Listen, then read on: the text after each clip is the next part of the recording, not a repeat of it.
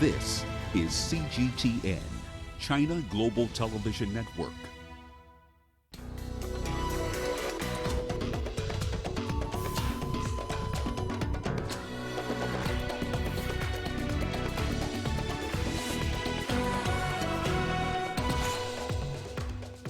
Protests continue in the U.S. over the police killing of George Floyd.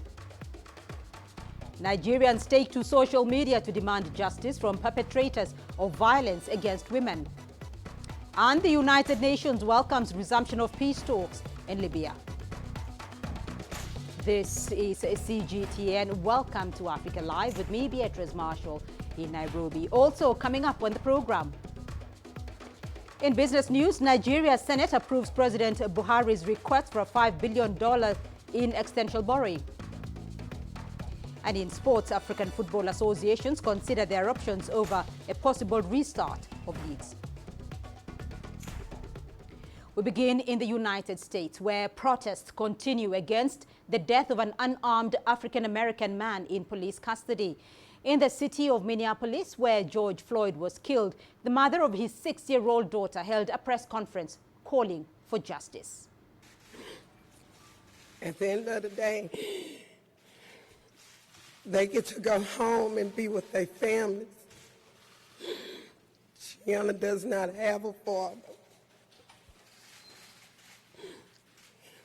He would never see her grow up, graduate. He will never walk her down the aisle. If it's a problem she's having and she needs her dad, she does not have that anymore.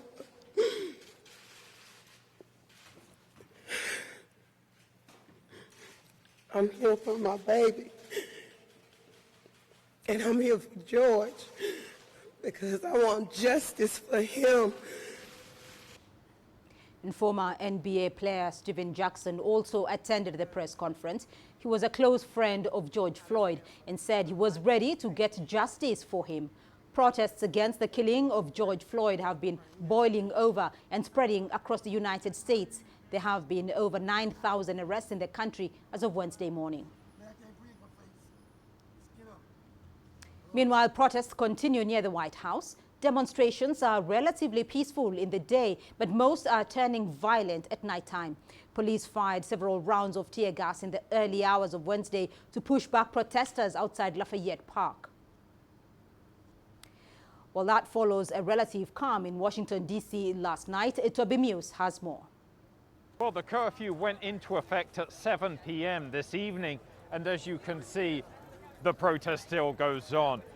It's midnight here in Washington, D.C. There's still a number of people. In fact, about half an hour ago, this protest was fizzling out. There were actually a few people, and then it must have been about 1,000 people all arrived chanting and gave the protest more energy. You can hear them chanting. So far tonight, it's all been good-natured. They're chanting no justice, no peace, Black Lives Matter. We've had the most limited incidents. Some protesters tried to shake that fence to try to push it over, and so many times other members of the protest have then turned up and told them to stop doing it. Likewise, when someone climbed up on that traffic light and ripped off one of the street signs, he held it up in front of everybody as a sign of triumph. In fact, the crowd started booing him and throwing water bottles at him. It was a way of them showing they don't want to see a repetition of these scenes of violence and vandalism. The curfew will continue until 6 a.m. tomorrow morning, and in theory, all of these people could be arrested or fined for violating the curfew, but here they are. They believe this strongly in this march. While protesters have also ignored an 8 p.m. curfew in New York City, thousands of people occupied Manhattan Bridge, halting traffic. Karina Huber reports. We did see large numbers of protesters trapped on the Manhattan Bridge, which links Brooklyn to Manhattan. There were NYPD officers on either ends of the bridge, essentially not letting them get off the bridge. So a bit of a standoff there, but the latest reports that I've been hearing, they have now been let off the bridge in Brooklyn. So that has been sort of the big story of the night. Now, you know that there has been a curfew that has been implemented until this Sunday. That is the first curfew since World War II, just highlighting the gravity of the situation right now. But according to the mayor, the curfew, which has been bumped to start earlier, now it starts at 8 p.m., seems to be working. He said the protests are a lot calmer than they were on Monday night when around 700 people were arrested. Nevertheless, we did see that many protesters defied the curfew, did not go home before 8 p.m., but part of the problem was that police officers were blocking entrances to the subways, making it very difficult for them to go home. So essentially, they had to get around on foot, and no car services were available to the protesters. So a bit of a challenge there. We have a curfew. That's just highlighting the gravity of the situation in New York right now. The situation in New York has been called a perfect storm because of these large protests. We've also, of course, had the pandemic and the economic outcome of that pandemic, which has led to record unemployment. All of that has weighed heavily on businesses in New York City, and the concern is that if things don't get better soon, that a lot of businesses will leave. We've been seeing businesses boarding up storefronts to try to sort of protect themselves and stop any further losses, financial losses from what's going on right now. In Nigeria, another kind of protest is taking place over the rising cases of violence against women. Nigerians, including high-profile celebrities, have taken to social media following the deaths of 3 women and girls. The hashtags Justice for Uwa, Justice for Tina, and hashtag Justice for Jennifer have trended online across Nigeria. The latest outpouring of anger is sparked by the cases of 3 women and girls who were killed or raped. In April, an 18-year-old known only as Jennifer was allegedly attacked and raped by a gang of 5 men in Kaduna in northern Nigeria.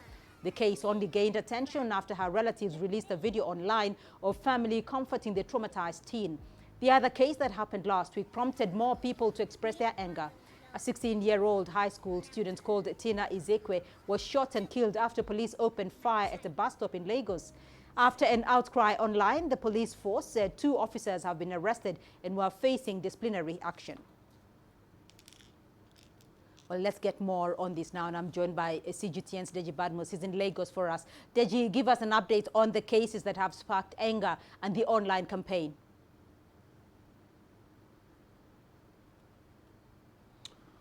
Well, Beatrice, actually, what actually started this online campaign is the killing of Tina, the girl who was shot by the police in Lagos. She was actually hit by a stray bullet. Of course, as you reported, the 2 policemen involved have actually been arrested.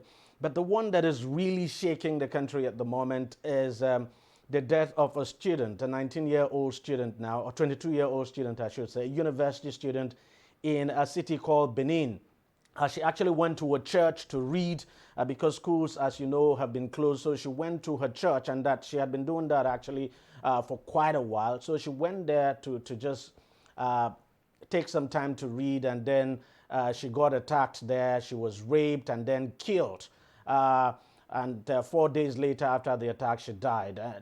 It's that incident that has actually shaken the country. And just yesterday, Beatrice, there's a report of another girl, a 19-year-old girl who was raped and killed as well in the town of Ibadan. Now, that is currently trending.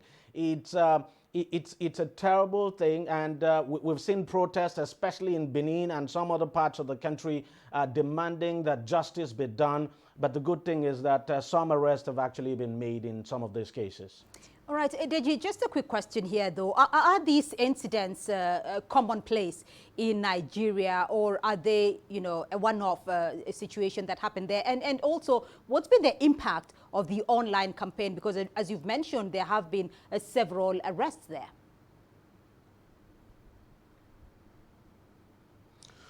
Well, now, Beatrice, what I would say it's not something that happens every day, but it's also not something that happens once in a while. I mean, this happens, let me just say, all the time. And in most cases, the problem is that the victims actually do not come out to speak. And, there's this culture of silence. Now we're beginning to see that silence being broken. We've seen celebrities who have actually come out to say they were raped. There's this high-profile case of a pastor who was accused of raping a girl when she was about 19.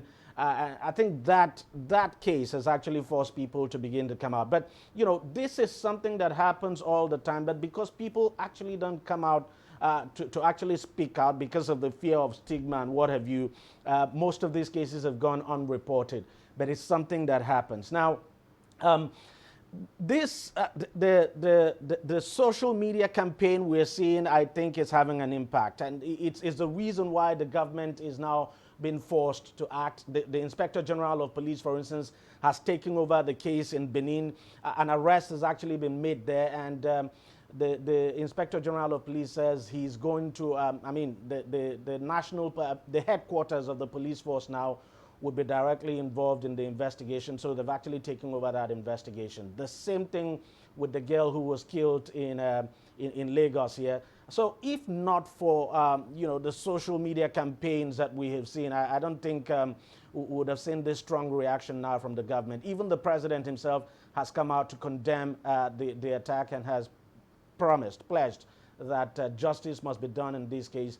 So I think it's all thanks now to the campaigns that we have seen, especially the voices of these celebrities who are coming out and demanding that justice be done. So it's actually been quite helpful. But the good thing is that people are now beginning to speak out. Victims are now beginning to come out to speak up. And that's the reason, partly the reason why we're beginning to see action. All right, Deji Badmus joining us there from Lagos. Thank you. The South African government says that it is studying a judgment by the country's High Court declaring some of its coronavirus restrictions unconstitutional. The ruling has, however, been suspended for 14 days, allowing the lockdown regulations to remain in place for now. Limitations under the 3rd and 4th levels of South Africa's 5-level lockdown system have been declared invalid. In March, a shutdown was introduced, including a ban on alcohol and cigarette sales. However, this has gradually been eased. Advocacy groups maintain that the regulations are unlawful as they violate the Bill of Rights. They also say that they are not rationally connected to the objectives of slowing the rate of infection or limiting the spread of the coronavirus. There are now over 35,800 cases of COVID-19 in the country, including more than 700 deaths. Meanwhile, authorities in Zimbabwe are reinforcing COVID-19 restrictions following an increase in new cases. Thousands of commuters and motorists have been turned back from Harare city center as security forces cleared the area this week. Soldiers and police at checkpoints are only allowing essential service workers to proceed to the capital city's central business district. Shops have also been closed and the rest of the public advised to stay home. Almost 200 more cases were recorded in the country in May, a majority of them being citizens returning from overseas. So far, 4 people have died. In late March, a lockdown was imposed, banning large gatherings. The government also ordered the closure of businesses with the exception of food shops. However, some of the restrictions were eased last month, allowing large corporations to operate under strict safety conditions for workers and customers. The government says that it has not changed lockdown regulations, but it is only enforcing pronounced gazetted regulations. They are searching the cars, and if you do not have the permit or a letter, you are not allowed to pass. So it's now difficult to give a lift to someone who is not in possession of a letter. The queue is too long, and they are taking long to clear us, and it's difficult to get into town. The car that I was in was turned back and we had to get out. Meanwhile, Tunisia has suspended the use of chloroquine in the treatment of COVID-19 patients. Tunisian authorities say they are also ramping up coronavirus testing. Tunisian health authorities have justified the decision to suspend the use of hydroxychloroquine by the drop in the number of patients. In fact, only 1 patient was hospitalized out of a total of 72 active cases under surveillance at the start of June. Tunisia has just 1 patient at the hospital. We have approached the hydroxychloroquine issue in an objective way. It was first used in the world because the virus appeared suddenly and we were not prepared. We hoped that the chloroquine would stop the development of the cells and to help the immune system to protect the lungs and the body in general, but the results were not very satisfactory. Dr. Gergah added that the World Health Organization announced the pausing of clinical trials with hydroxychloroquine which it is conducting with its partners in several countries as a precautionary measure. The decision was taken following the publication of a study on May 2nd in the Lancet Medical Journal, deeming ineffective, even harmful, the use of chloroquine or its derivatives such as hydroxychloroquine against COVID-19.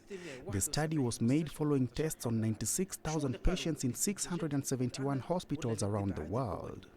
The Ministry of Health announced that 400,000 rapid tests will be carried out on the medical and paramedical staff and thousands of security guards, the military, as well as policemen. Prevent its spread and to isolate any cluster of infections with coronavirus. Experts at the National Observatory of New and Emerging Diseases will conduct surveys after the rapid tests have been carried out in order to assess the overall epidemiological situation in Tunisia. The COVID-19 task force has announced that the detection of some imported cases of coronavirus infection does not preclude declaring the end of the pandemic in Tunisia if there is no domestic contamination in 40 days.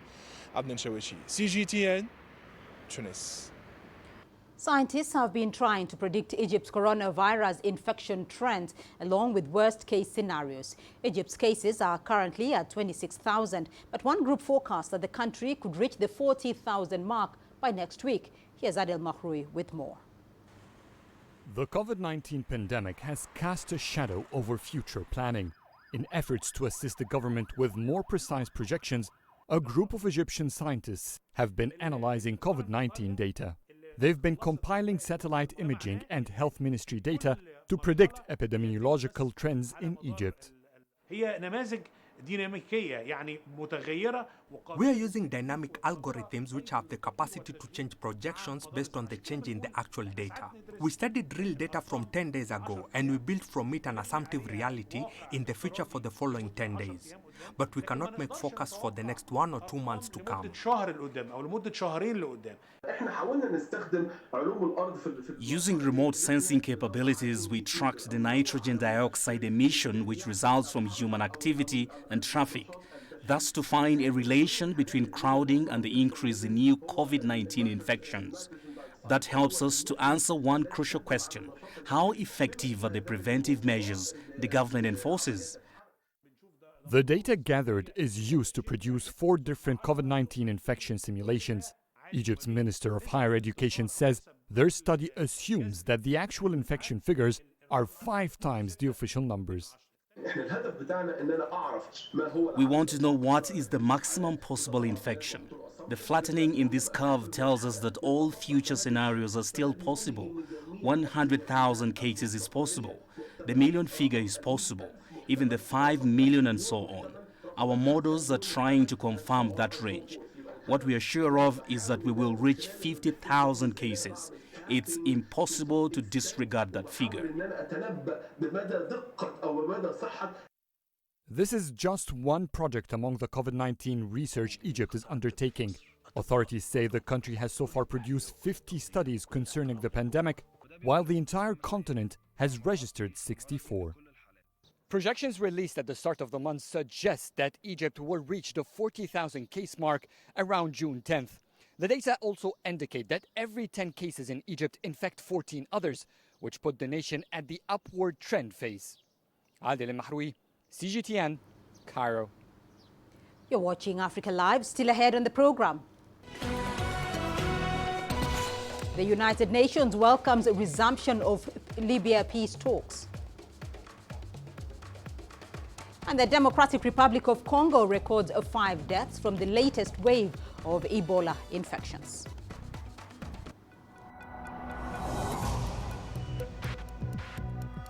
Each day, there are millions of stories.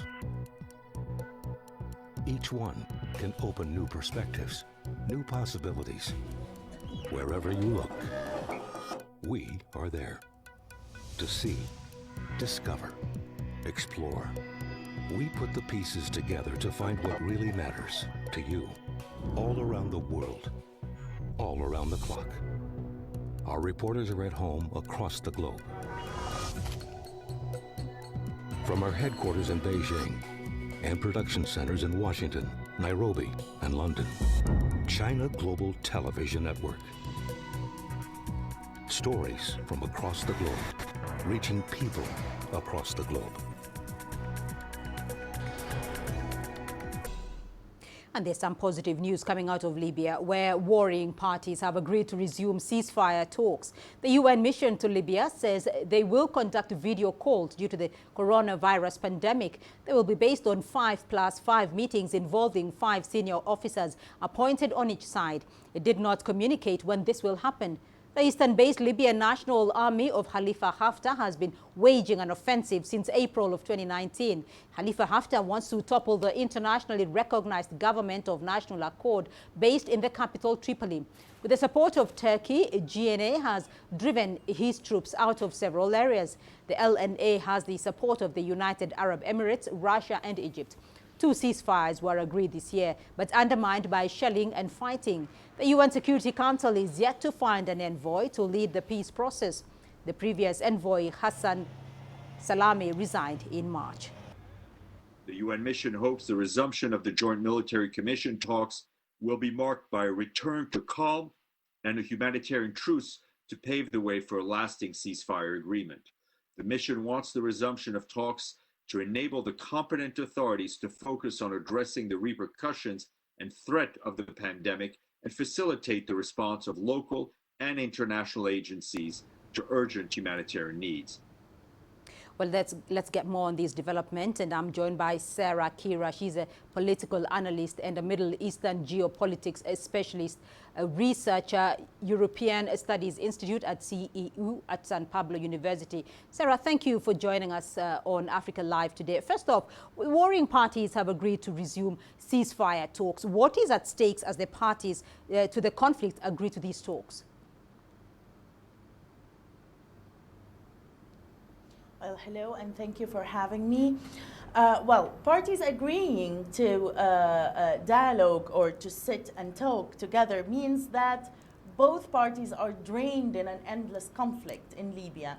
It could also mean that there is international pressure on both parties to stop this draining conflict, military conflict, as we've witnessed in the past months, that it has turned it's not only an ideological conflict between a military government in the east and another one, or the national accord one in the west. It's not only ideological anymore. It has turned a military conflict, and it's draining both parties. Libya is a very rich country, and it's very rich in human resources and natural resources, and it has a place for everyone. If only this ideological and the concept of conflict over power, either it's a military or a Muslim Brotherhood one.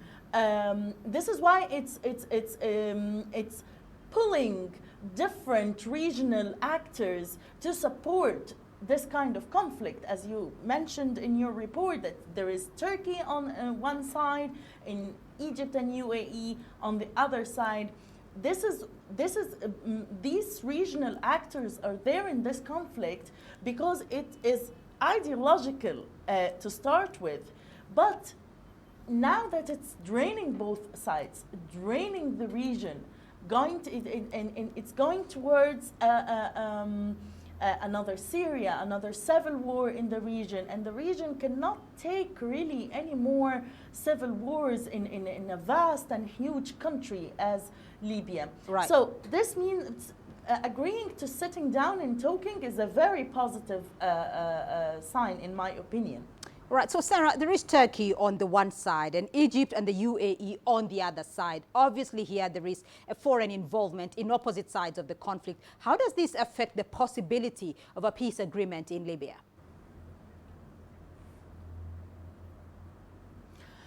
Well, as we mentioned, there are a lot of foreign, international and regional foreign actors that are interested in the future of Libya, because Libya is a very rich country, as we mentioned. But again, if the insides of Libya or the inside parties of Libya really agree to end the conflict, there would be no foreign involvement as we witness it today. So, of course, everyone is back and forth on their interests, either inside of Libya or regionally or internationally. But it will all come from the inside of Libya. Both are in conflict now over more territory and power. If power is shared, hopefully one day, like it happened in Tunisia, or the National Accord government gives up on being in conflict against its own people and its own military, there would be more weight to the unity of Libya and sharing power and going on with the Berlin process or the peace process as called by the UN. So hopefully these talks will result in more agreeing into ending the conflict and setting aside the foreign involvement, either it's from Turkey or from UAE and Egypt, because it should be ended from Libya first, in my opinion. All right, Sarah Kira, a political analyst, joining us there from Cairo. Thank you. Now, health officials in the Democratic Republic of Congo have confirmed the deaths of 5 people from a new Ebola outbreak. The deaths in the northwest of the country occurred between the 18th and the 30th of May. Results were confirmed on Monday. This outbreak in Equator province was detected as another one in the east of the country was nearing its end. CGTN's Chris Ochamringa has more in this report. Mbandaka city in northwestern DRC has been hit with a fresh Ebola outbreak. 6 people with the virus were identified in Wangata Health Zone, 5 of whom have already died. The government has called for calm as it begins efforts to contain the new outbreak. Our country is preparing to battle against a new Ebola outbreak that has been detected in Equator province. This is the 11th outbreak in our country. It has come at a time when we are struggling to contain 3 other epidemics. But we will take all the necessary measures to end it. Les 3 dernières épidémies se sont succédées sans intervalle de plus d'1 mois. The new cases in Mbandaka have been detected as the country's 10th Ebola outbreak in eastern DRC was nearing its end. Authorities had gone for 33 days without recording a new case in Beni City, the epicenter of the outbreak.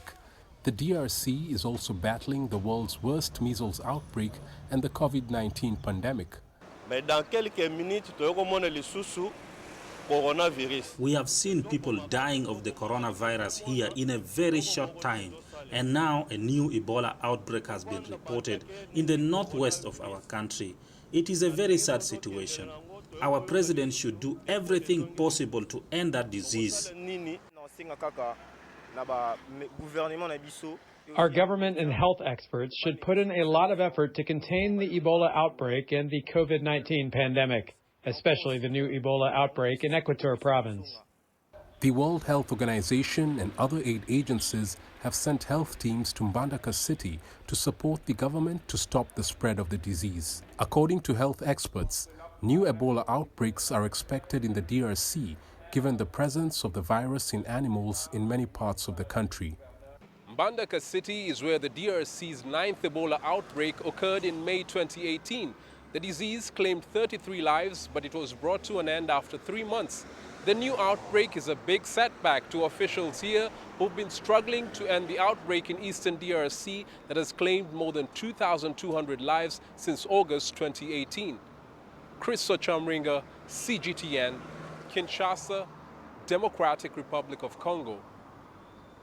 Now, washing your hands with water and soap has been recommended as the first line of defense against COVID-19. But this could be a challenge where water is a limited resource.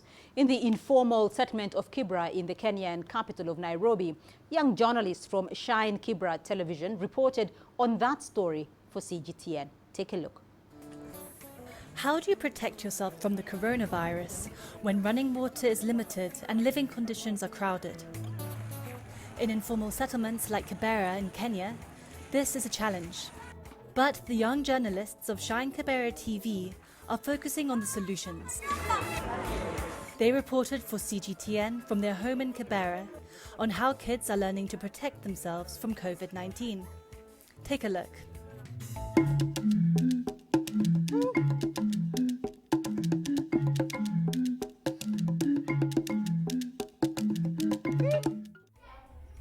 Bruce is a young man from Kibera. He is an actor and a scriptwriter.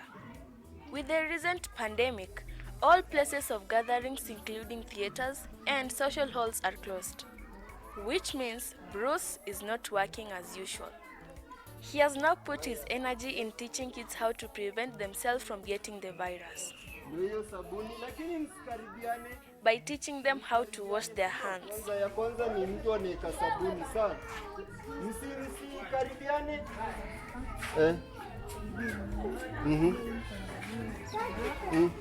This is the easiest and cheapest way to prevent the virus. Give them the knowledge to sanitize, to wash hands, and how to keep good hygiene. I think that's a better way. Prevention is better than cure. The kids are learning bit by bit. Ukishamaliza kunawa haushiki coronavirus. The kids then learn how to keep a social distance and a proper way of coughing. Tumejifunza kunawa na kuweka social distance mahali penye kuna crowd ya watoto. I realized they do not have masks. Bruce says their parents don't see it as a priority. You know, here there's things like budgeting that comes along. Someone prioritize, should I buy the mask or food and stuff like that. And also they're limited, the masks are limited. Bruce urges people to stand in unity and support one another. If there is someone out there who sees the urge and the need here in the ghetto, should give that he has, he should share with others. It might look like a drop in the ocean, but these are the little things we can do to change the world in a big way. From Kibera, I am Sylvia Adhiambo. You're watching Africa Live. Is still ahead on the program.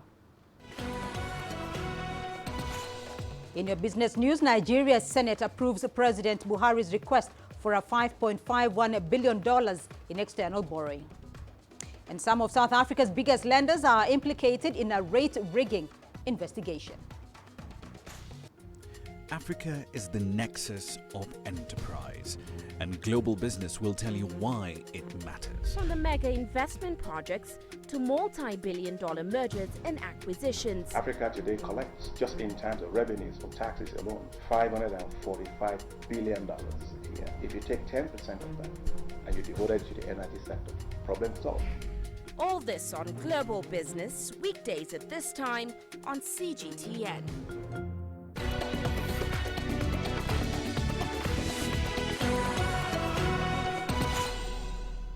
Nigeria's external upper chamber of parliament has approved President Muhammadu Buhari's request for $5.5 billion in external borrowing from international lenders. The borrowing is part of a revised budget for 2020. The revision allows for the effects of the coronavirus pandemic and a sharp drop in oil prices, which have denied Nigeria's spending plans because oil sales make up 90% of its foreign exchange earnings.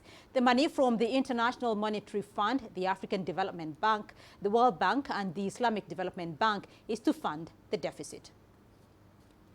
South Africa's competition watchdog has expanded its long-running rate-rigging case to target other lenders, including some of the country's biggest banks. The Competition Commission has, since 2015, been seeking fines against 23 local and foreign banks. It alleges they colluded to coordinate activities when giving quotes to customers buying or selling the rand and the dollar. Those banks include Standard Bank, Nedbank and First Strand. The country's antitrust tribunal concluded last year that it had no powers to charge foreign banks, but declined to throw the case out altogether, asking the Commission to submit a new charge sheet. The Commission says it has met this obligation and in the process added 5 new banks to the case, taking the total to 28. And still in South Africa, the producer price inflation for March was expected to have slowed to 3.5% year-on-year from 4.5% in February. This data reflects the first week of the national lockdown. CGTN's Angelo Coppola has more on those numbers. The overall March PPI data came in below the projected consensus figure at 3.3%. So that's quite a sharp sit down in producer price inflation. Unsurprising though, given the environment.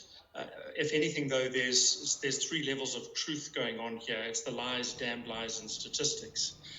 Because this number is backward looking, it doesn't yet have the full impact of the very sharp slowdown in the figures. Ironically, the local manufacturing sector is normally the first to feel the negative effects of a downturn in PPI. Companies in the broader manufacturing sector in particular, and also the metals and engineering sector specifically, are operating under increasingly difficult conditions. And the decreasing trend in the PPI prevents companies from improving on already tight margins. The mining sector, on the other hand, had a very different experience. Coupled, of course, with the exchange rate, because the exchange rate has been weakening, started to weaken quite dramatically in March. So that enhanced the dollar prices that went up, plus then the exchange rate weakening actually gave us a little bit of a windfall in mining. Perhaps the standout feature of the March data is the fuel price, which makes up a big component of the basket of prices measured. It makes up about 20% of the basket, and it shaved a large chunk off the inflation figure. That, of course, has got very little to do with domestic circumstances, but rather a consequence of the very big decline in oil prices in the earlier part of April into May. South Africa may have escaped increased inflationary pressure when the April and May data is released because of the low fuel price. At the time that the oil price has recovered somewhat, the rand has also recovered somewhat. So there's a bit of a seesaw going on in that big component. The change to level 3 in the lockdown levels will also bode well for most sectors. This will mean that they will operate under normal circumstances and robustly produce and sell their goods. So we are hopeful that this will have a positive impact on the numbers and will show in the numbers going forward. One of the other big components in that basket of data is the food prices, but expectations of a really good maize crop mean that there's going to be lower inflationary pressure there. I'm Angelo Coppola for CGTN in Johannesburg, South Africa. A new solar power plant in Somalia's capital, Mogadishu, is expected to quadruple the city's power generation capacity.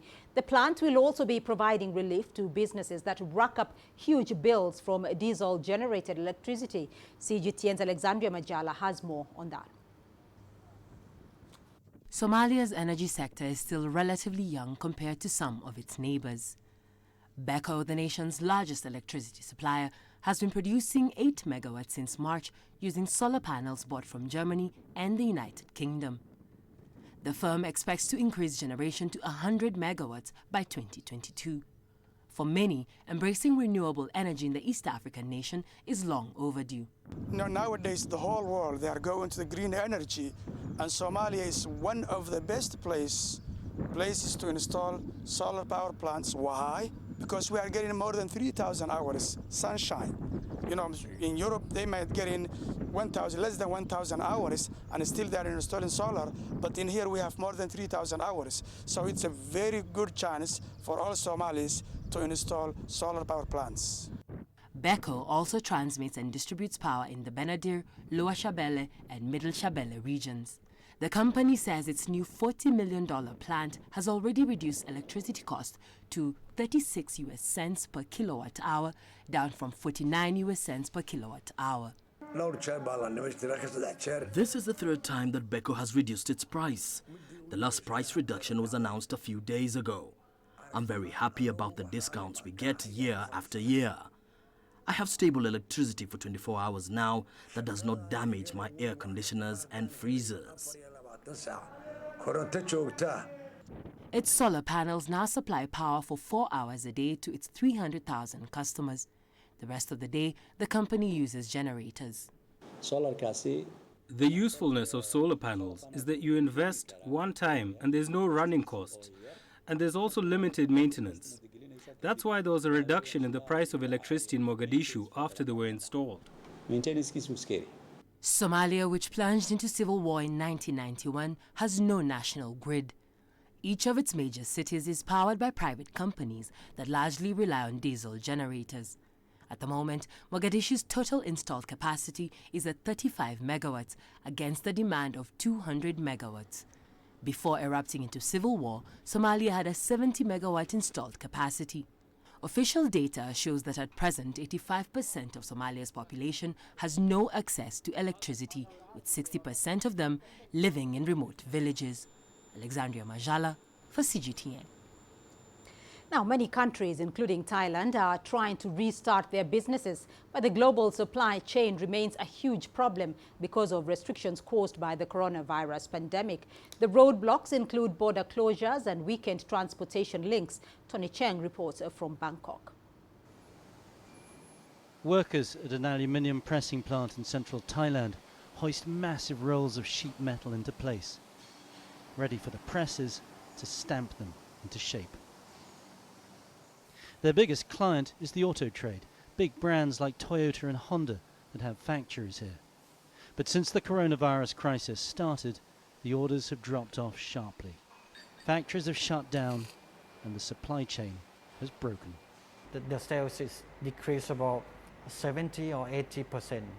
It is impact a lot. Like in auto industry, like there are many parts that need to be supplied from many places around the world. Like if you miss only one small part, the car cannot be assembled. Now the company is trying to manufacture buses and boats for sale in the domestic market. But in these troubled economic times, buyers are hard to find. At the container port in Bangkok, little is moving in or out. Thailand, like many countries in Southeast Asia, has flourished as a major part of the global supply chain. Although the health crisis appears to have been averted here, the economic impact may be devastating. Honda, who have a huge factory in Thailand, have posted their lowest earnings in 4 years. Although manufacturing is starting to resume, problems in the supply chain have slowed production to a trickle. And with huge question marks over global consumer spending, expectations for the future are bleak. Faced with these difficult circumstances, many multinationals could well make the decision to move back to their base of operations. The company will ask whether do I reinvest in the original location or do I go back home, where maybe the administration will give me some tax breaks or some subsidies, and that will reduce my cost. So is this likely to mean the end of globalization? No. I think we will see a rebirth of globalization in a different form. That may be true, but to rebuild the trade links lost in the past months could take years, and many companies will not survive. Modern Thailand, like many countries here in Southeast Asia, built itself on exports and trade as commodities were shipped down the Chao River into the Gulf of Thailand and all across the world. But the coronavirus has broken those links, and at this stage it's very hard to see when they'll be joined back together again. Tony Cheng, CGTN, Bangkok. And to stay with us here on the program, we still have more news for you coming up. Here's what's ahead. We'll be telling you how electric motorcycles are making life easier for rural women in Zimbabwe. Join us in global business and see Africa through our eyes. The greatest journeys, the greatest sights, the greatest adventures. Here in Panata, this weir allows the locals to walk on water. We're far more than just TV news. We're your passport to the wonders of Africa. To bring you stories of struggle, survival and hope.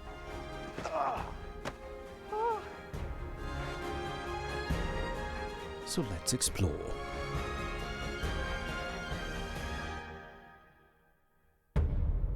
CGTN. See the difference.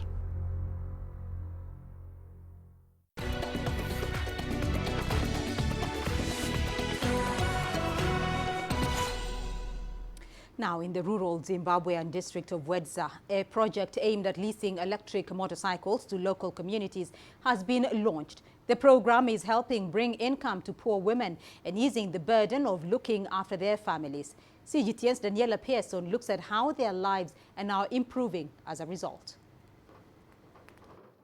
The three-wheeler, known as Hamba, is leased to women in Zimbabwe in groups of up to 5. They can now carry farm produce to distant markets, offer transport services to villagers, and use the motorcycle for domestic chores. Women in the rural areas carry the burden of carrying firewood, going to fetch water to drink, and carrying school kids to the school. So as Mobility for Africa, we saw that we need to lessen the burden on women. So we needed to test with the women so that we can see if they can be able to do some productive work during the time by saving time and saving their income. We used to carry firewood on our heads for very long distances of 2 kilometers, but now it's much easier as this tricycle has taken away that burden. Users pay an equivalent of $15 a month to lease the Hamba as a group. It has a maximum range of 100 kilometers and costs about $1 to change the batteries charged at a solar-powered station. The project is targeted to rural women and many other service providers. So we have noticed that it's not everyone who can afford to buy it. So we are going to sell it to those who can afford to buy it, but at the same time we will continue leasing, because those rural women, what should their future look like if we just take our Hambas and then start selling them? Health workers in the area say many women give birth at home, while others walk 12 kilometers to the nearest clinic. Pamhidzi Mutunya ferries an average of 4 people a day and collects medication for patients. This Hamba motorcycle has made it easier for me to ferry patients to and from the hospital. We now have fewer cases of pregnant women giving birth at home due to lack of transport to the clinic, as was the case before. Mobility for Africa is in the second phase of the pilot project before it can go commercial. The Hamba is assembled in Harare with kits made in China. Once it starts selling, it will go for $1,500 per bike. Daniela Pearson, CGTN. And coming up in your sports news. African football associations consider their options over a possible restart of leagues.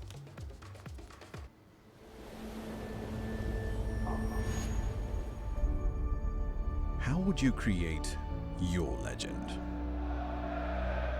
On the fields, on the tracks, in the arenas of Africa.